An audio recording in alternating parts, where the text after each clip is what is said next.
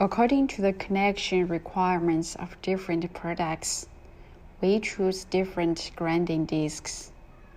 When installing the grinding disc, lift the Nick Grinder up, clamp the spindle with the opener, then lie on the side of the Nick Grinder.